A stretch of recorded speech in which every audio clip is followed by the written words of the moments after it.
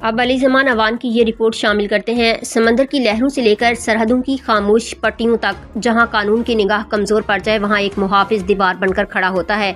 Pakistan coast guards. आज हसन शाह मज़ार के करीब एक ऐसी तकरीब मुनक़िद हुई जो सिर्फ जब्त शुदा सामान को जलाने की कार्रवाई नहीं थी, बल्कि मुआशरे को एक वाज़ेह पैगाम था कि रियासत मंशियात, स्मगलिंग और मुआशी जराइम के खिलाफ किसी किस्म की नरमी बर्दाश्त नहीं करेगी। अस्करी और सिविल अफसरान, मुअज़्ज़ज़ मेहमानों और मुख्तलिफ शोबाए ज़िंदगी से ताल्लुक़ रखने वाली शख्सियात की मौजूदगी में ममनुआ स्मगल अशिया को नजरे आतिश किया गया।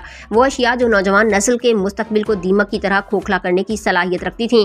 हज़ारों किलोग्राम छालिया, इंडियन गुटके के लाखों पैकेट, निस्वार, चाइना साल्ट, गैर मुल्की सिगरेट, कत्था, गुड़ाको पोस्त के बीज और ममनुआ अद्वियात जिनकी आलमी मार्केट में मालियत तकरीबन 123 मिलियन रुपए बनती है, आज आग की नज़र कर दी गई। ये शोले सिर्फ सामान को नहीं जला रहे थे, बल्कि स्मगलिंग के उस तारीख नेटवर्क को पैगाम दे रहे थे कि पाकिस्तान की सरजमीन पर कानून जिंदा है और मुहाफिज जाग रहे हैं। पाकिस्तान कोस्ट गार्ड्स एक ऐसी फोर्स जो खामोशी से, बगैर किसी नमूदो नमाइश के, मुल्क दुश्मन अनासिर, मंशियात फरोशों और इंसानी स्मगलरों के खिलाफ मुसलसल नबर्द आज़मा है। हर साल ऐसी तकरीबात का इनकाद सिर्फ कार्रवाई नहीं बल्कि अवामी शऊर बेदार करने की एक मजबूत कोशिश है, ताकि मुआशरा खुद भी इस नासूर के खिलाफ खड़ा हो सके।